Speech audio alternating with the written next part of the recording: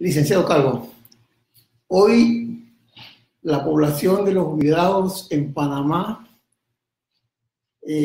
manifiesta una alegría, y esa alegría se debe a una sabia y oportuna decisión del gobierno en turno, consistente en ordenar la devolución de la segunda partida del 13º mes que había sido descontados a servidores públicos y privados desde el año 1972 a 1983. La alegría se debe también en parte a que en otrora, algunos meses, se solicitaba al gobierno el aumento salarial porque se hacía insostenible la vida con la cuota que había sido asignada a todos los jubilados. Es una decisión que sinceramente debemos aplaudir de parte de los gobernantes en turno. Por medio de la ley 15 de abril de 2017 se ordena ese pago. Y posteriormente tenemos una ley que hace unas importantes modificaciones a ese ordenamiento del pago, en donde se designa al MEF como entidad que tiene la responsabilidad de hacer efectiva esa devolución. Sin embargo, debemos señalar que hay algunas deficiencias en esa ley. Es cierto que lo que hoy por hoy gozan de vida no tendrán ningún problema en obtener o recibir esas cantidades de dinero dentro de lo que se le ha denominado el CEPADEN. Pero, ¿y aquellos que han fallecido? ¿Qué será de ese dinero? Estamos hablando de que son 30 años y más en que se hicieron esos descuentos, pero esos fallecidos tienen beneficiarios. La ley establece un orden de prelación, un orden en que se puede cobrar, por decirlo así, ese CEPADEN. Sin embargo, vemos un efecto que tiene la misma y que ha sido cuestionado paulatinamente entre los beneficiarios de estas personas que tienen derecho al mismo. Yo sé que usted ha escudriñado la ley, los efectos, las contradicciones que pueda haber. ¿Qué hemos tenido de ese escudriñamiento? ¿Qué podemos aconsejar y qué podemos señalarle a los gobernantes sobre los errores que confronta la ley?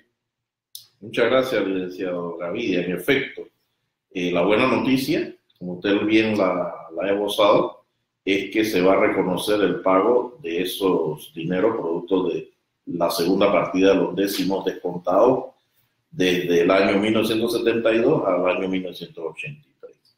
Sin embargo, como todo en nuestro país, el trámite ha sido un poquito atiborrado, apremiado.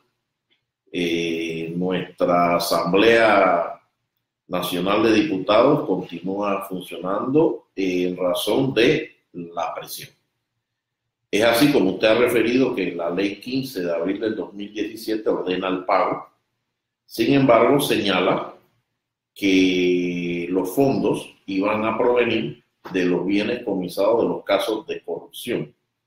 Eso planteó un problema. ¿Cuándo se va a materializar dicho comiso? Quizás por ello, el Ministerio de Economía y Finanzas propone la reforma de la ley y en algunos meses se da la misma adicionando en materia de lo que llaman el fondeo de los recursos, asignaciones del presupuesto general del Estado. Si observamos la exposición de motivos de la reforma, ella señala expresamente que ese era el propósito, el quid pro quo de la modificación.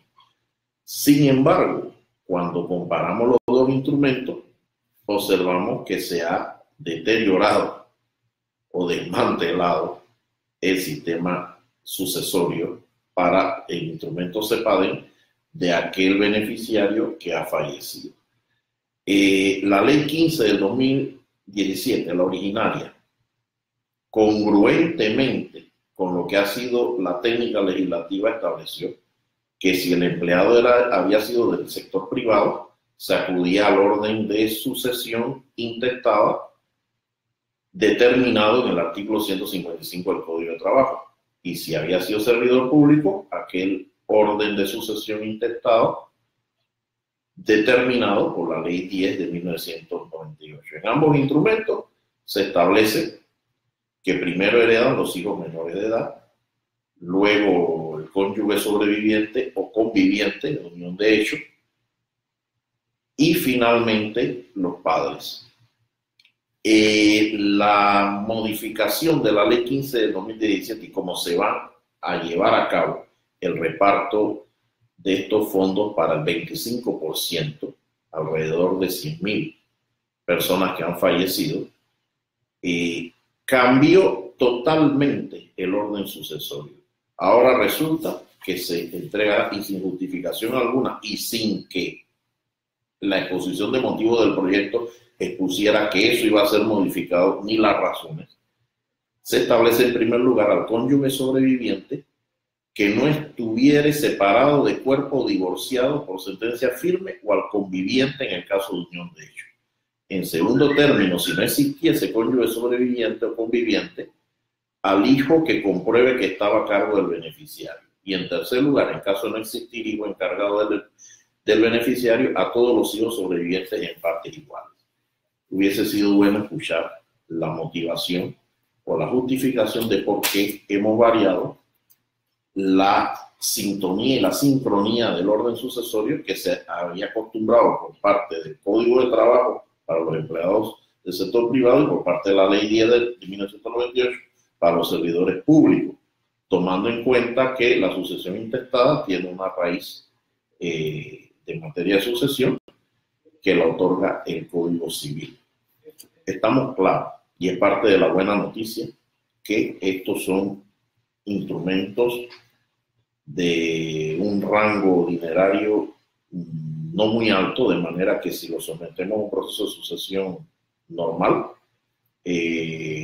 no resultaría factible ni rentable. El pago de peritos y demás no resultaría tampoco en una buena inversión en materia de tiempo. Todos sabemos lo que están demorando cualquier tipo de proceso, entre ellos los sucesorios, en el órgano judicial.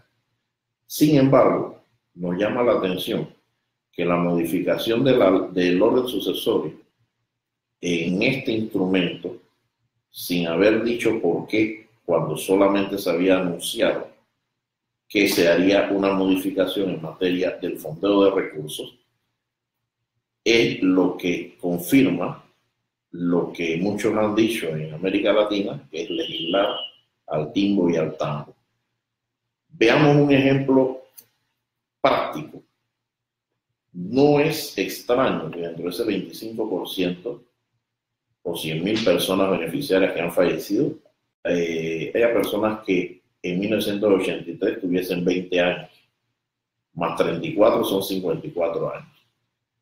Una persona de 54 años o de más edad, hoy en día, sobre todo si es hombre, puede tener hijos menores de edad.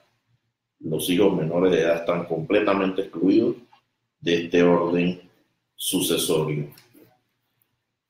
Luego tenemos, si hay hijos menores y la ley permite heredar al cónyuge conviviente que no es padre o madre de ese menor,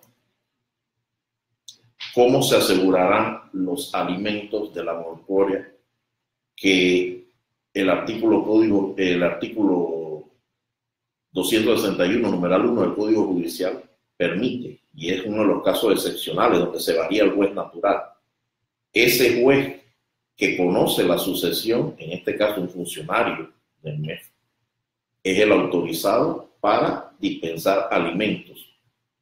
Ya establecimos que ese servidor público o privado fallecido que deja hijos menores de edad o hijos en condición de asistencia alimentaria perenne, que los hay, o hasta 25 años si estudia con provecho en tiempo y rendimiento, ese funcionario del MEF estará en condición de administrar un juicio de alimentos. Lo dudamos. Caso número 2.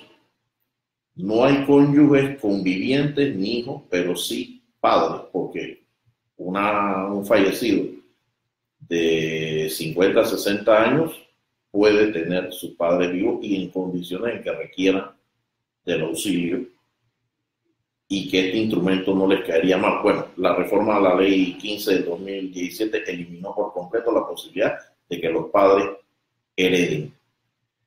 Hace falta una reglamentación que al día de hoy no ha emitido el MEF, pero de acuerdo a la potestad reglamentaria, la reglamentación no pudiera exceder los marcos de la ley, ni variar lo mismo.